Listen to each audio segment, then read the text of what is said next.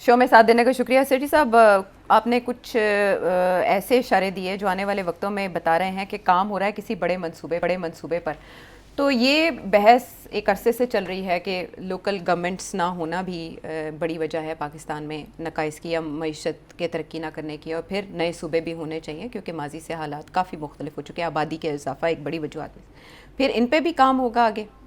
जी बिल्कुल काम हो रहा है और बड़ी सीरियसली काम हो रहा है कि कितने सूबे होने चाहिए। अच्छा। उसके लिए भी कॉन्स्टिट्यूशनल अमेंडमेंट चाहिए होगी और उसके लिए प्रोविंशियल परमिशंस भी चाहिए होंगी आइन के अंदर सूबाई असेंबली से। हाँ, तो हो सकता है पहले वो परमिशंस उनको उनसे याद अगर नहीं मिलेंगी तो फिर आइन को अमेंड करके परमिशंस उनसे लेने की इजाज़त ही ख़त्म कर देंगे।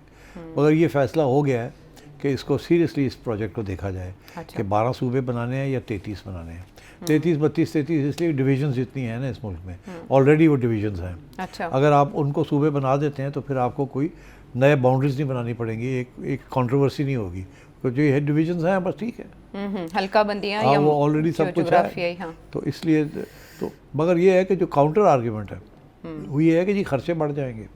अभी 4 प्रोविंसेस के ऊपर इतने पैसे लगते हैं, गवर्नर, चीफ मिनिस्टर, आना जाना, चवी गाड़ियाँ, गवर्नर हाउस है, फिर कहते हैं जी पता नहीं 33 गवर्नर हाउस होंगे एंड सो ऑन। वो सारी चीज़ों को इन्होंने देख रहे हैं। अच्छा। और पूरे मंसूबे बन रहे हैं और पूरी टीम्स बैठी हुई हैं इसको इस मसले को देखने के लिए, ताकि जो हम जैसे लोग हैं जो कि कहेंगे कि ये क्या मसला है, ये क्या है, इसका सबके जवाब वो इकट्ठे कर रहे हैं। अच्छा। पूरा डेटा इकट्ठा किया जा रहा है और आई थिंक बड़ी जल्दी आप इसके ऊपर पार्लियामेंट के अंदर भी डिबेट और ये बात शुरू हो जाएगी कि अब टाइम आ गया है कि we should have more provinces. वो इसलिए एक तो इनका ये ख्याल है कि करप्शन कम हो जाएगी। ये प्रूव करेंगे कि जी जैसे लोकल गवर्नमेंट में इतनी करप्शन नहीं होती, फंड्स इस्तेमाल होते हैं, तो ये किस्म की हाइब्रिड किस्म की लोकल गवर्नमेंट होगी। ये हाइब्रिड की तरफ बड़े सारे जा रहे हैं क्योंकि उन्होंने कहा जी प्योर लोकल गवर्नमेंट भी नहीं बनती, प्रोविंस नहीं बनने देते। 4 प्रोविंसेस वो कहते हैं हमारे पावर जा रहे हैं, हम नहीं प्रोविंसेस जो है वो भी वहाँ भी बड़े मसले हैं। तो बेस्ट ये है कि दरमियाना रास्ता ढूंढा जाए। अच्छा। दरमियाना रास्ता या तो 12 प्रोविंसेस या फिर डिवीजन जितनी है उतनी प्रोविंसेस बन जाए। और फिर वो ये देख रहे हैं कि फिर किस तरीके से खर्चे कम हो और प्रोडक्टिविटी ज़्यादा हो, काम ज़्यादा हो, कंपटीशन आपस में ज़्यादा हो। ठीक। तो ये काफ़ी कॉम्प्लेक्स किस्म का फॉर्मूला है। मगर उनका ये ख्याल है कि अमेरिका में भी ऐसे ही है, इंडिया में भी ऐसे ही है, और जगह पे भी ऐसे ही है। It's a better system with the passage of time सब ने किया ये। लेकिन सिर साहब यहाँ पे तो सिंध तो कम से कम मानता है इस मामले पे, पीपल्स पार्टी तो मादा नहीं दिखाई देती। नहीं, यही तो बात है ना, यही तो बात है। और कहा जा रहा है कि पंजाब से शुरू कर लें। शुरू हालांकि गवर्नेंस के मामले में अगर हम देखें पंजाब बेहतर है। तो मेरा ख्याल है कि दैट इज़ वाई जब आप कहती है ना कि पीटीआई और पीपल्स पार्टी इकट्ठे हो जाए। पीटीआई तो जो हो अंग्रेजी का मुहावरा है इन द डॉग हाउस, ये मुहावरा है कि वो डॉग हाउस में पीटीआई बेचारे पीटीआई। तो क्या आप समझती हैं कि वो पीपल्स पार्टी को भी उधर डॉग हाउस में जाना चाहेंगे? वो पीपल्स पार्टी ने बड़ी कुर्बानियाँ दी हैं। ये वाहिद पार्टी है जो कि किसी के कंधे के ऊपर बैठ के नहीं आई पावर में। ये वो पार्टी है। अच्छा। और इस पार्टी की सैक्रिफाइसेस बहुत है। हाँ, जानों के नजराने तो नजराने पाकिस्तान की तारीख में सबसे ज़्यादा। तो इसलिए पीपल्स पार्टी के बारे में जो भी आप समझें, एक तो ये कि प्रोग्रेसिव पार्टी है compare to the other parties, ठीक। दूसरी चीज़ ये है कि कुर्बानियाँ बहुत है। हाँ, पाकिस्तान खप्पे बहुत कुर्बानियाँ हैं। और तीसरी चीज़ ये है कि ये कभी भी ना Zulfikar Ali Bhutto civil military bureaucracy के कंधों के ऊपर आए, आवाम की वोट के साथ आए। अच्छा। और उसके बाद भी मोहतरमा भी आवाम के वोट के साथ आई। और जब वो वफात पा गई तो आसिफ ज़रदारी साहब की पार्टी भी आवाम के वोट के साथ आई। इनकी किसी ने मदद नहीं की। नून लीग तो मदद के साथ आई ना। एक आध दफ़ा जो है अपने जैसे 2013 में 2013 में वो अपना पेट्रोल डलवा के आ गए। उससे पहले तो धक्का स्टार्ट ही था। उसे भी आसिफ ज़रदारी साहब आ रहे उसका इलेक्शन कहा करते थे 2013 में। जो भी है तनकीद अपनी और इमरान खान साहब भी ऐसे ही आए थे, बिल्कुल इसमें कोई शक नहीं है। 2018 में इमरान खान साहब को बनाने वाले कौन और लाने वाले कौन और निकालने वाले कौन। मेरा ख्याल है कि अगर ऐसा कोई फार्मूला कहीं तय पा रहा है और इस पर काम हो रहा है, माजी से मुख्तलिफ ही होगा क्योंकि पहले भी कमेटियाँ बनती रही हैं, ज़िया साहब के भी दौर में बनी, अब की बार मुख्तलिफ होगा और इम्प्लीमेंट किया जाएगा बाय आयरन है। आई डोंट नो इम्प्लीमेंट हो सकेगा कि नहीं। अच्छा। लड़ाई झगड़े हो जाएंगे। अच्छा। और डिपेंड करता है कि मूड क्या है वहाँ, तो वो क्या करना चाहेंगे, कैसे करना चाहेंगे। अच्छा। और अगर डोनाल्ड ट्रंप इतनी तारीफें करता रहा तो फिर शायद थोड़ा सा मूड। चले, आपने तो बड़ी पिक्चर बता दी, तो जब बड़ी पिक्चर का जिक्र हो ही रहा है तो बड़े थिएटर का जिक्र कर लेते हैं जहां जंग छिड़ी है और एक अरसे से प्रेसिडेंट ट्रंप उसके सोल्यूशन के लिए एफर्ट्स कर रहे हैं।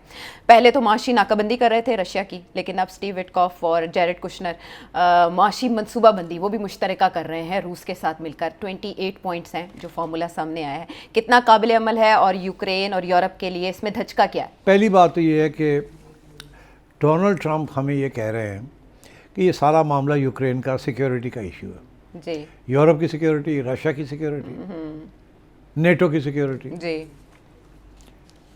अब पता ये चला है कि ये सिक्योरिटी का इशू नहीं है, बिजनेस का इशू है।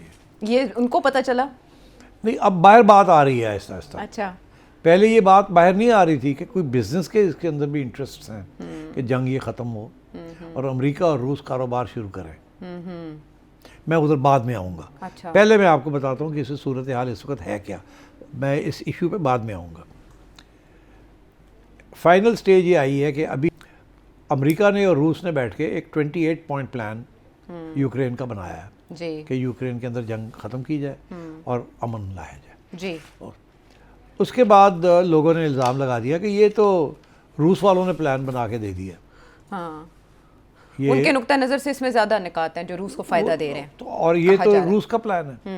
क्या इसमें था जो वो कहते हैं रूस का? एक तो ये था कि इस प्लान के अंदर जो 28 वाला पॉइंट वाला प्लान है, इसके अंदर ये था कि जो इलाके इस वक्त रूस ने कॉन्कर कर लिए हैं जी, वो अब लीगली रूस का हिस्सा समझे जाएंगे और रूस आलमी बरादरी से मनवाएगा और कॉन्स्टिट्यूशन में लिखवाएगा जी। और ये मानना पड़ेगा ना, ये अग्रीमेंट है ना कि this will be the international agreement. अच्छा, दूसरी बात ये है कि यूक्रेन जो रह जाएगा 20% रूस ले गया, बाकी कोई 70-80% रह गया। वो फौज लंबी चौड़ी फौज नहीं रख सकेगा। यूरोपियंस कह रहे थे कि जी 8 लाख के करीब फौजी होंगे हमारे, ये कहते हैं 2 लाख होंगे। अब वो इसमें कोई फिगर आ रही है कि जी 4 लाख 5 लाख से ज़्यादा आप फौज नहीं रख सकते। यूक्रेन बहुत बड़ा मुल्क है जी जी। तो दूसरा पॉइंट ये था कि रशिया की बात मानी गई कि फौज जो है कम की जाएगी उसकी लिमिट। तीसरी चीज़ ये है कि यूक्रेन नेटो में नहीं रहेगा जी, ये इब्तदाई नेटो में ये नहीं रहेगा। और जो इलाके रूस ने लिए हैं वो एक किस्म के बफर बन जाएगा बिटवीन रशिया एंड यूरोप जी, और ये न्यूट्रल बन जाए जैसे स्विट्जरलैंड न्यूट्रल है। ये नहीं कि जी इनके साथ कोई सिक्योरिटी गारंटीज होंगी। अच्छा। नेटो की नहीं, सिक्योरिटी गारंटीज अगर होंगी तो वो अमेरिका और रूस दे सकते हैं वो सिक्योरिटी गारंटीज, मगर यूरोप और नेटो जो है वो उसमें नहीं आना चाहिए। बिकॉज नेटो का जो चक्कर है ना, ये नेटो का चक्कर ये है कि नेटो एक्सपैंड कर रहा है। जैसे नेटो वेस्टर्न यूरोप था, फिर उसके बाद जब सोवियत यूनियन गिरा 1991 में, तो नेटो ने एक्सपैंड करना शुरू कर दिया उसके अंदर, जो पुराने ईस्ट यूरोपियन को भी लेना शुरू कर दिया। तो नेटो स्टेप आराम करीबी रूस के बॉर्डर पे पहुंच रहा था, फैलता गया और रूस परेशान हो गया कि एक ही कर दे पहले। अच्छा। हमारे साथ तो अंडरस्टैंडिंग ये थी कि ये Europe will remain independent and free और हमें कोई थ्रेट नहीं होगी। तो ये जो करीब आते जा रहे हैं और ये नेटो जो बढ़ रहा है, आप EU ज़रूर बनाएं मगर नेटो ना बनाएं, या नेटो जो है वहीं रुक जाए जहां पहले था। इन्होंने EU भी बना ली और उसके बाद नेटो को एक्सटेंड करना शुरू कर दिया। तो रूस के लिए इसे एग्जिस्टेंशियल थ्रेट कहते हैं। तो उन्हें खतरा लग गया कि यार ये तो साढ़े पहुंच जाएंगे होते तो यूरोपियंस, और पूरी एक तारीख है जर्मन रशिया से लड़ाई झगड़े की एंड सो ऑन। तो मेरा ख्याल है कि ये जो बिट्रेल रशिया ने ये देखा कि बहुत बड़ी बिट्रेल हो गई है। हमें ये कहा था नेटो एक्सपैंड नहीं करेगा और ये एक्सपैंड करते हमारे बॉर्डर पे पहुंच गए। So I think that is a major issue कि आप नेटो ख़त्म हो जाएगा, यहाँ नहीं आएगा नेटो। यूक्रेन से जहाँ तक आ गया वहाँ अब यूक्रेन निकले, नेटो में नहीं आएगा ये। तो ये इस किस्म की वहाँ अब डिस्कशंस हो रही हैं। अच्छा। और फाइनल चौथा पॉइंट है जो कि क्रिटिकल पॉइंट है, बाकी है पॉइंट्स मगर दिस इज़ क्रिटिकल कि जी किस तरीके से सिक्योरिटी होगी। अच्छा। ये न्यूट्रल कंट्री की सिक्योरिटी कौन देगा? ठीक, और वो जिसमें वो कहे अमेरिका कहता है हम देंगे, रूस कहता है ठीक है अमेरिका और रूस मिलके कोई बना लेते हैं कि आप ये नहीं करेंगे हम ये नहीं करेंगे, मगर यूरोप नहीं आएगा। वो इसलिए क्योंकि यूरोप कि दो इश्यूज हैं। एक तो यूरोप कहता है कि नेटो की फंडिंग अमेरिका करे, उन्हें आदत पड़ गई है यार जी। सेकेंड वर्ल्ड वॉर के बाद उन्होंने सारे के सारा बोझ जो अमेरिका पे डाल दिया था जी। क्योंकि वो उस वक्त कोल्ड वॉर चल रही थी। 91 के बाद कोल्ड वॉर खत्म हो गई, इन्होंने फिर भी नेटो को रखा और एक्सपैंड करना शुरू कर दिया जी। So I think the Russians don't like the Europeans, the Europeans don't like the Russians. Donald Trump कूद गया बीच में, वो अब बिजनेस करना चाहता है रूस के साथ। उसको ये कहा गया है, उसकी जो स्ट्रेटेजी बनाने वाले हैं आयशा, अच्छा, उन्होंने ये कहा कि देखें हम यूरोप में क्या कर रहे हैं, पैसे हम दे रहे हैं जी। उनकी डिफेंस के लिए, हमें तो रूस से कोई खतरा नहीं है।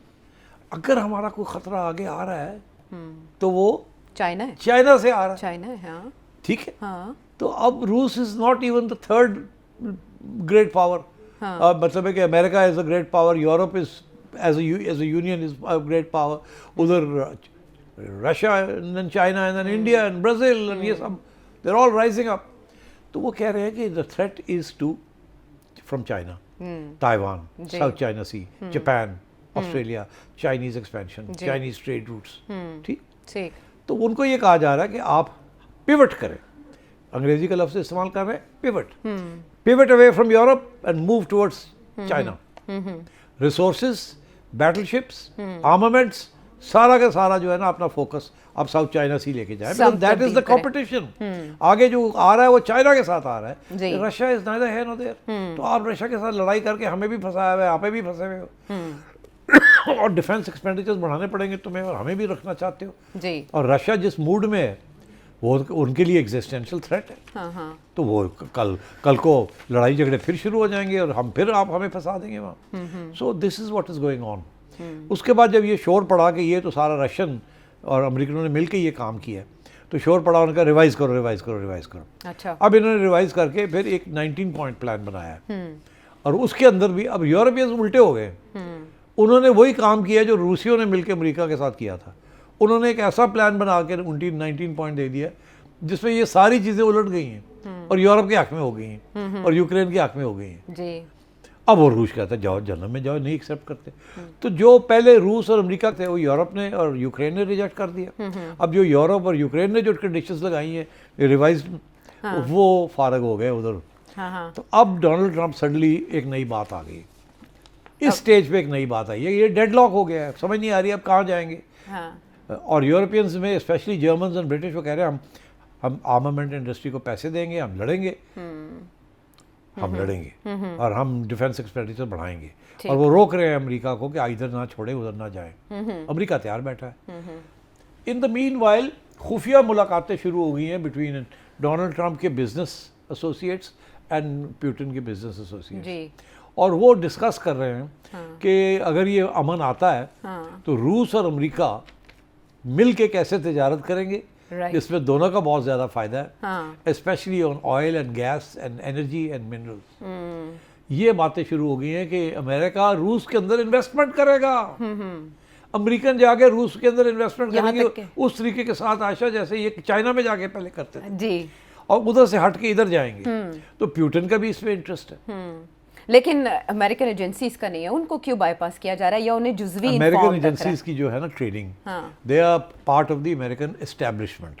तो अमेरिका में भी एस्टैब्लिशमेंट है ना, तो अब क्या होगा? तो अब ये है कि डोनाल्ड ट्रंप ने सबको नाराज किया हुआ है, मगर और डोनाल्ड ट्रंप प्रेसिडेंट है और वहाँ प्रेसिडेंट की बड़ी इज्जत है और पावर है उसके पास, he is the commander of the arm forces जी। और उसने हर स्टेज पे दिखाया है कि मैं अपना पावर इस्तेमाल करने के लिए तैयार हूँ। तो आई थिंक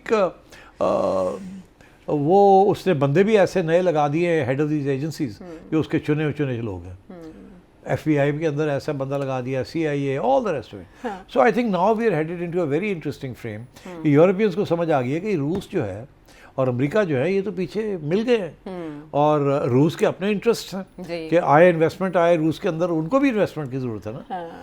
यहाँ तक के रूस के कोई 700-600 पता नहीं कितने बिलियन डॉलर्स जो हैं वो फंसे हुए हैं, यूरोप ने फ्रीज किए हैं, उसको भी इस्तेमाल करना है। और ये फैसला ये हो रहा है कि उन्होंने भी कड्डो थोड़े सी इन्वेस्टमेंट करते हैं उसको। रूस कहता है साड़ा फायदा हो जाएगा, तुम साढ़े पैसे अनफ्रीज करो, हम तुम्हारे अंदर आके इन्वेस्टमेंट करते हैं, जॉइंट प्रोजेक्ट्स करते हैं।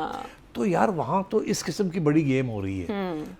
तो आप देखिएगा कि ये Europe, Ukraine, Russia, America, China, ये अब आगे अगले साल, 2 साल, 3 साल यही चलेगा। हाँ। और अमेरिका, रशिया और चाइना की कोशिश होगी किसी न किसी तरीके के साथ ये जंग को ख़त्म किया जाए। और मेरा ख्याल है कि ज़ेलेंस्की इज़ अ प्रॉब्लम और आई फेयर फॉर हिम, बस इससे ज़्यादा मैं, क्योंकि अगर उस रुकावट रहा तो वो आप वाइट हाउस में जो उसकी बेइज्जती की थी डोनाल्ड ट्रंप ने, उसको आप भूल जाएंगे। तो बरतानिया, जर्मनी और फ्रांस में भी जो गैर मकबूल हुकूमतें हैं उनके चेंज के बाद भी मामला चेंज हो सकते हैं। बिल्कुल हो सकते हैं, वहाँ भी राइट विंग गवर्नमेंट्स आ रही है, उनके पता नहीं किस किस्म के मौक़िफ़ है इन चीज़ों के। सो बड़ी इंटरेस्टिंग सिचुएशन है और हम देख रहे हैं कि यूक्रेन वॉर की सूरत में एक पेंडुलम है जो कभी इधर जाता है और कभी उधर जाता है और अभी तक उसका कंक्लूजन निकल नहीं पा रहा। लेकिन हम इतना समझ पाए हैं कि रशिया या Russian president, American president Donald Trump के मूड को बहुत अच्छी तरह जानते हैं कि वो बिजनेस ओरिएंटेड हैं और डील के माहिर हैं। तो कोई डील हासिल वो कर पाएंगे या नहीं, इसी सवाल के साथ आपको भी छोड़े जाते हैं। आपके जहनों में हो कोई सवाल तो इस नंबर पर भेजें जो आपके सामने। अगले प्रोग्राम तक के लिए इजाजत दें।